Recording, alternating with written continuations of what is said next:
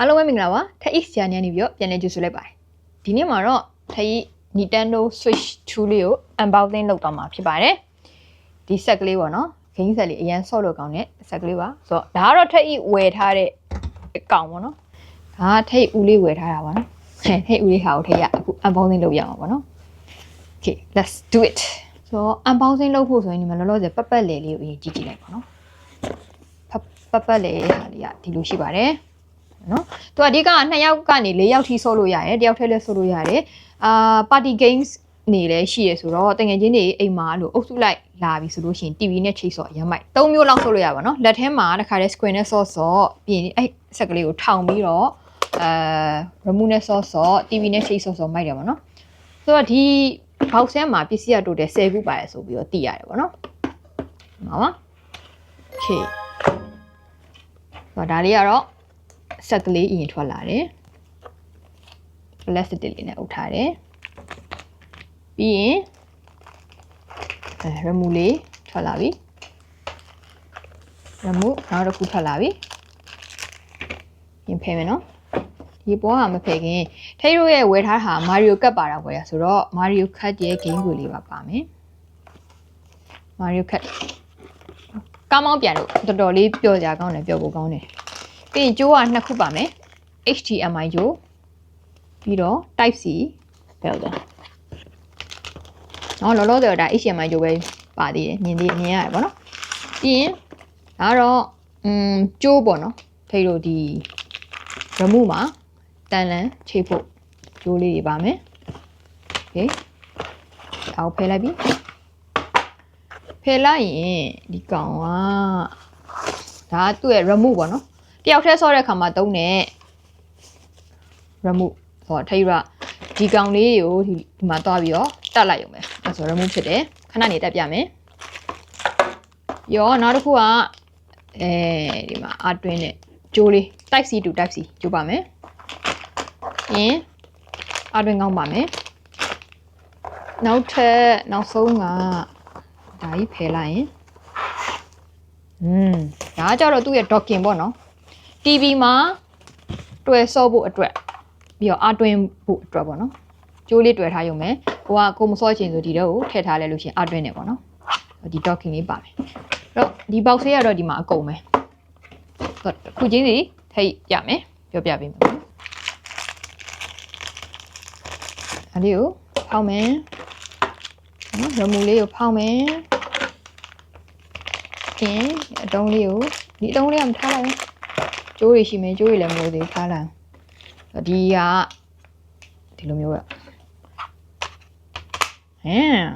အရင်မိုက်တယ်တန်လိုက်လေးနဲ့ရှယ်ပဲအဲ့ဒါ remote ကြီးတစ်ခုဖြစ်သွားပြီပေါ့နော်တယောက်တည်းဆိုရင်အဲ့နှစ်ခုပါမဆော့နောက်တနည်းကဒီမှာဖြုတ်မယ်ဆိုဒီမှာ trigger လေးရှိအဲ့ trigger လေးကိုဒီလိုကိုင်းပြီးဖြုတ်ရOkay ဆိုတော့ရဖြုတ်ပြီးသွားလို့ရှိရင်ဒီကောင်ကိုတက်စီ2ယောက်ဒီလိုပြန်ဆော့ကောင်းမောင်းပြန်နေပါဆော့လို့ရဒါတစ်ယောက်ကိုင် Okay ပြီးရင်နောက်ထပ်3နည်းမြောက်အဲ့ဒါကြတော့ဒီမှာတက်မယ် monitor ကြီးဒီ monitor ကြီးမှာထိတ်တော့ TV နဲ့မ join နဲ့ဒီကောင်ကို monitor အနေနဲ့ကြည့်ပြီးတော့ဒီလို join မဲ့ဆော့မယ်ဆိုရင်ဒီလိုမျိုးနောက်ကတောက်လေးပါတယ်အဲ့တောက်လေးနဲ့ထောက်ပြီးတော့2ယောက်ကဒီလိုဆော့ရုံပဲဒါမှမဟုတ်လဲဒီ remote နဲ့တက်ပြီးတယောက်ထဲဆော့ခုနောက်တနည်းကတော့ဒီကောင်တက်ဒီလိုမျိုးလေးပေါ့နော် share ပဲ screen ကြီးနဲ့ပြီးတော့ accessible touch ဘယ်လိုပြောမလဲကိုဆော့နေတဲ့အချိန်မှာတုံတဲ့ဟာတွေပါ iPhone တို့ပေါ့နော်ဒူးဆိုပြောရဲအဲ့လိုမျိုးဟာတွေရောအကုန်ပါရပေါ့နော်ဒီထဲမှာဆိုတော့တော်တော်လေးမိုက်တယ် Switch 1နဲ့ဆိုင်တော်တော်လေးကွာခြားသွားရပေါ့နော်ဆော့လို့အရင်ကောင်းပါတယ် Fortnite လည်းဒီထဲမှာဆော့လို့ရတယ်ပြီးရင်နောက်ထပ် Switch user တွေအရင်ဆော့တဲ့ဟာတွေဒီထဲကိုပြောရင်တခုချီက Switch 1ကနေ Switch 2ကိုပြောင်းတဲ့အခါမှာကိုယ့်ရဲ့ Switch 1 set ထဲရဟာတွေဒီထဲကိုရွေ့သွားတာ Switch 1မှာ set ဆော့လို့မရတော့ဘူးပေါ့နော်အဲ့ဒီခုတော့သူအကျဉ်းရုပ်ထားတယ်ဆိုတော့ကို့မှာ device နှစ်ခုရှိလို့ရှိရင်ဒီ device ကို game တွေရွှေ့လိုက်ပြီဆိုရင်ဟို1နဲ့ကသုံးမရလို့ပုံစံဖြစ်သွားတယ်ပေါ့နော်အဲ့ဒီခုတွေတော့မကြိုက်ပါဆိုတော့ဒါလေးက setup လေးပါဆိုတော့သူ့ရဲ့ဟာကိုပေါင်အောင်ဖွင့်ပြီး setup လုပ်တာတော့ထိမပြတော့ဘူးလောက်ထားတဲ့ဟာလေးတော့ရှိရဲဟိုလိုထိတ် device ကိုလုံတော့ဒေါင်းလိုက်ရိုက်ထားတယ်ရှယ်အဲ့လေးတော့ပြပေးလို့ရတယ်လွယ်လေးစဖက်ပြီးလုပ်ရုံပဲဆိုတော့လေ ဒီကောင်ကတော့သူ့ကို join ဖို့ဟာပေါ့လေဆိုတော့ဒီကောင်လေးဒီကောင် join ကြည့်မယ်ပေါ့နော်ဒီမှာဒါအပြာဒါအပြာအတွက်အပြာအတွက်ဆိုရင်ဒီလိုလေးပေါ့ဆိုတော့ဒီမှာဒီလိုတက် house okay ဆိုတော့ဒါလေးကတော့ full remove လေးဖြစ်သွားပြီလက်မှာဒီလိုလေးကင်ပြီးတော့ဒီလိုလေးလုပ်ပြီးတော့ဆော့လို့ရတယ်ခန်းသားချက်ကပို့ပြီးတော့မိုက်သွားပါတော့ full အပြည့် okay ဒါကတော့ထိတ်တို့အိမ်အတွက်ကို4ယောက်ဆော့လို့ရအောင်လို့ remove ထောက်ဝယ်ရပါတော့အရာမတူအောင်လို့နောက်ထပ်2ယောက်ကကြာဘာလို့လဲသူ့ရဲ့ original အရာကကြတော့ဒီအပြာနဲ့အညီဆိုတော့နောက်ထပ်ခရမ်းနဲ့စိတ်ပေါ့ဆိုဒီ remove ထပ်ဖောက်ကြည့်မယ်အဲ့ဒါမှထိတ်တို့ကားပြိုင်တာတို့ဘာတို့ပါတီတို့ဘာတို့ဆော့လို့ရမှာ4ယောက်ဘယ်ကနေ okay yes ကဲထွက်လာပါပြီတန်တန်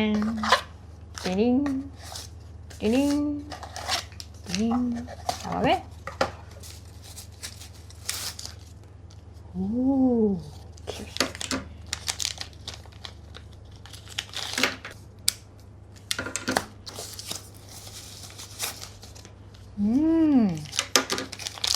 လုံးဝဒီကောင်ကလိုတက်လိုက်ပြီဆိုလို့ရှိရင်အဓိကသူ့ရဲ့ main feature ကဒီလိုမျိုး mouse ဆိုမျိုးပေါ့နော် mouse ဆိုဒီလိုဆော့လို့ရပါဒီလိုဆိုသူကရွေ့တယ်ပေါ့နော်ဒီလိုဆော့ဖို့ပေါ့ဒါပေမဲ့ဒီကောင်ဒီလိုတက်ပြီဆိုရင်တော့ထိတ်ရဒီမာကြီးတက်ဖို့ဆိုရင်ပြန်ဖြုတ်ရတာရှိတော့နည်းနည်းလေးဖြုတ်တယ်ပေါ့နော်အများနဲ့အဲ့လိုဖြုတ်ဆော့နေကြလူမှဒါတက်တာပေါ့နော်ထိတ်လို့ဆိုရင်တော့မတက်ထားဘူးဒီကောင်ဖြုတ်မယ်ဆိုရင်ခုနက trigger လေးကိုပဲထိတ်ဖြုတ်နေကြဘေးက trigger လေးကိုပဲဖြုတ်လိုက်ရုံပဲလွယ်ပါတယ်ဆိုတော့ဒါသူ့ရဲ့ setup လေးပါ game ခွေလည်းပါတော့အတော်လေးမိုက်တယ်တန်တယ်ပေါ့နော် game ခွေပါတဲ့ဟာလေးကိုဝယ်ပါပို့ပြီးတန်ပါတယ် Mario Kart ဒါတော့ထိတ်ရဲ့ Nintendo Switch 2ရဲ့ unboxing လေးဖြစ်ပါတယ်ဆိုတော့ထိတ်ရဲ့setup လုပ်ပြီးသား Nintendo လေးကိုပြမယ်ဒီလေးမှာဆိုလို့ရှိရင်press the same button 3 times okay အဲ့မှာဆိုထိတ်ရုပ်ဒီမှာထည့်ထားတယ် game ကောင်ရှိမယ်ဒီ game တွေရှိမယ် Fortnite ရှိမယ် Mario Kart တွေရှိမယ်ဒီ banana ပေါ့နော်အဲ့ဒါကတော့ထိတ်ရုပ် demo version ပဲ Beach Buggy Tomodachi Life Dragon Quest ZELD Zelda Animal Crossing Iliad အဲ့လိုမျိုးလေးပေါ့နော် game လေးတွေကိုသူက online ဝင်နေပြီးတော့သူတို့ရဲ့ဒီ account နင်းကနေပြီးတော့ဝယ်ပြီးသုံးလို့ရတယ်လို့ဒီထိတ်ရုပ်လိုသူတို့ခွေဝယ်လဲရရပေါ့နော်နှစ်မျိုးသုံးလို့ရပါတယ်ဆိုတော့ထိတ်ခုပြောနေရတော့လုံးဝနည်းနည်း Nintendo Switch ကိုအစိမ့်သက်သက်ဖြစ်နေတဲ့လူတွေအတွက်ပြောပြတာပါကြည့်ပြီးထိတ်ဒီဗီဒီယိုကြည့်ပြီးတော့ခေါင်းထဲမှာမေးစရာမေးခွန်းလေးပေါ်လာရင်ဖြစ်အောက်မှာ comment မှာမှတ်ထားပြီးပါထိတ်ကြည့်ပြီးဖြေပေးပါမယ် See you next video bye bye